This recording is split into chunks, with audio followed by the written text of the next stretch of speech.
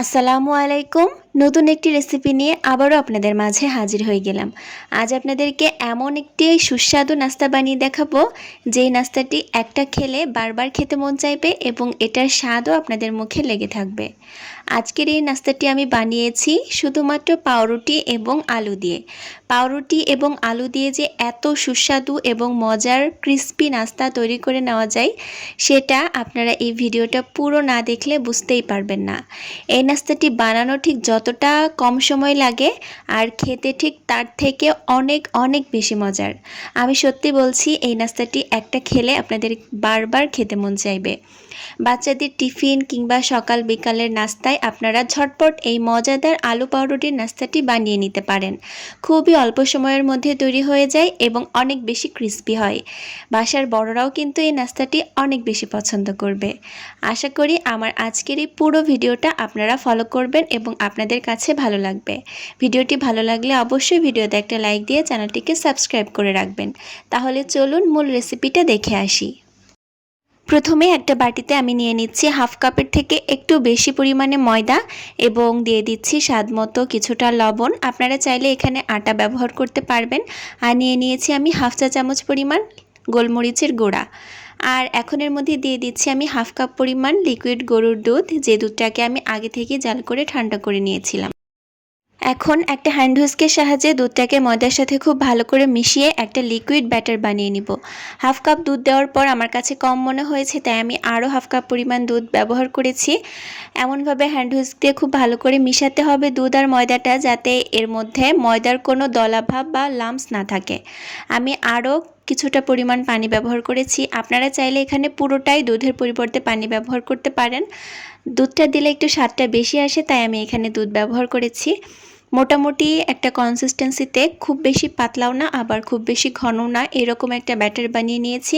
আর অবশ্যই খেয়াল রাখবেন ব্যাটারের মধ্যে যেন কোনো রকম ময়দার লাম্পস বা দলা ভাব না থাকে। এখন একটা বাটির মধ্যে আমি নিয়ে নিচ্ছি দুইটা বড় সাইজের সেদ্ধ করে রাখা আলু। আলুগুলোকে আমি এরকম টুকরো টুকরো করে সেদ্ধ করে নিয়েছি, যাতে খুব দ্রুত সেদ্ধ হয়ে যায়। এখন একটা এরকম হাতলযুক্ত স্ট্রেনারের সাহায্যে আমি আলুগুলোকে ম্যাশ করে নিচ্ছি। যে স্ট্রেনারগুলো দিয়ে আমরা ভাজি বা যে কোনো স্ন্যাক্স তেল ঝরিয়ে উঠিয়ে নিই, সেরকম একটা স্ট্রেনার আমি এখানে ব্যবহার করেছি। আপনারা চাইলে কাঁটা চামচ ব্যবহার করতে পারেন, তবে এরকম স্ট্রেনার দিয়ে আলু ম্যাশ করলে কিন্তু খুব দ্রুত ম্যাশ হয়ে যায় এবং আলুর মধ্যে কোনো দানা ভাব থাকে না। আমি গরম থাকা অবস্থাতেই আলুগুলোকে ম্যাশ করে নিচ্ছি, এতে করে ম্যাশ করতে অনেক বেশি সুবিধা হয়। আপনারা চাইলে কাঁটা চামচ দিয়ে কিংবা হাত দিয়েও আলুগুলোকে ভর্তা করে নিতে পারেন। দেখতেই পাচ্ছেন এই আলুগুলোর মধ্যে কিন্তু কোনো রকম কোনো দানা ভাব নেই। এখন এই ভর্তা করে রাখা আলুর মধ্যে আমি দিয়ে দিচ্ছি 1/4 কাপ পরিমাণ মিহি কুচি করে কেটে নেওয়া পেঁয়াজ, দিয়ে দিচ্ছি আমি 3-4টা কাঁচামরিচ কুচি, 1/4 কাপ পরিমাণ ধনেপাতা কুচি দিয়ে দিয়েছি। দিয়ে দিচ্ছি এবারে স্বাদ মতো লবণ, হাফ চা চামচের থেকেও কিছুটা কম হলুদ গুঁড়া এবং হাফ চা চামচ দিয়ে দিচ্ছি লাল মরিচের গুঁড়া। সবশেষে দিয়ে দিচ্ছি আমি হাফ চা চামচ পরিমাণ চাট মশলা। আপনাদের হাতের কাছে যদি চাট মশলাটা না থাকে, সেক্ষেত্রে আপনারা 1 প্যাকেট ম্যাগি মশলা ব্যবহার করতে পারেন।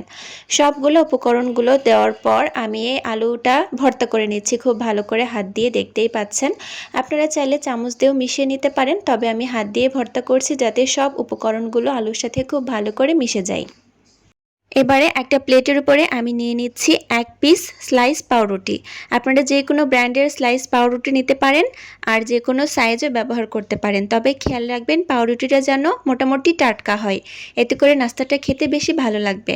এবার এই পাউরুটিটার উপরে আমি যে আলুটা ভর্তা করে রেখেছিলাম, সেই আলুটা বেশ কিছুটা দিয়ে সব জায়গায় ছড়িয়ে স্প্রেড করে লাগিয়ে দিয়েছি, দেখতেই পাচ্ছেন।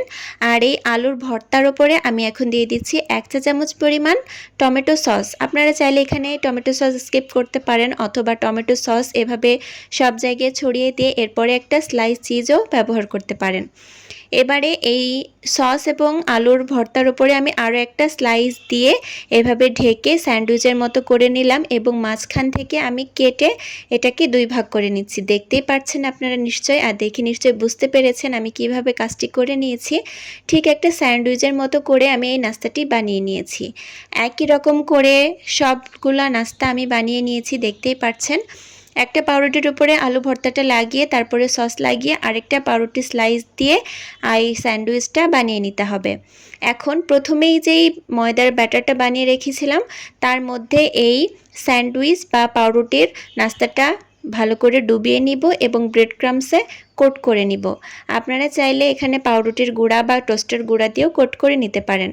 আমি একে একে সবগুলা নাস্তা একই রকমভাবে প্রথমে ময়দার ব্যাটারের মধ্যে ডুবিয়ে নিব এবং তারপরে ব্রেড ক্রাম্বসে গড়িয়ে নিব।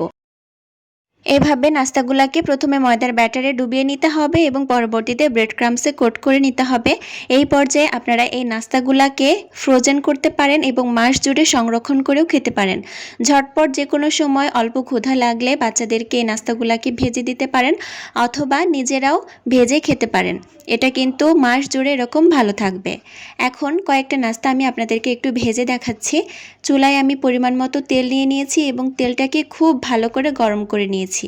আমি আবারও বলছি, তেলটা খুব ভালো করে গরম করে নিতে হবে, না হলে কিন্তু ওপরের যে ব্রেড ক্রাম্বসের কোটিংটা ওটা খুলে একদম তেলের সাথে মিশে যাবে। তাই অবশ্যই খেয়াল রাখবেন তেলটা যেন খুব ভালো মতো গরম হয়।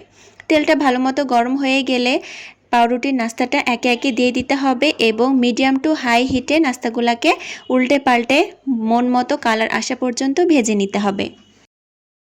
যেহেতু এই নাস্তাটার মধ্যে কোনো কিছুই কাঁচা অবস্থাতে নেই, তাই এই নাস্তাগুলো ভাজতে 5 মিনিটের বেশি সময় লাগবে না।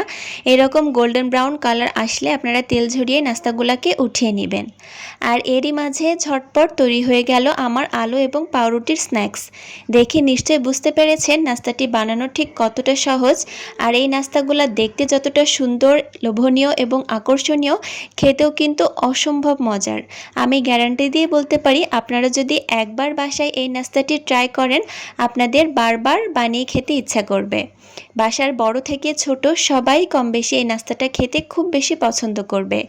আর বিশেষ করে বাচ্চাদের টিফিনে যদি এই নাস্তাটি একবার বানিয়ে দেন আপনাদের বাচ্চার টিফিন বক্স কিন্তু একদম খালি করে আসবে, আমি এটুকু গ্যারান্টি দিয়ে বলতে পারি। আশা করি আমার আজকের এই সহজ রেসিপিটা আপনাদের কাছে ভালো লেগেছে। নতুন কোনো ভিডিও নিয়ে আবারও হাজির হয়ে যাব। আল্লাহ হাফেজ।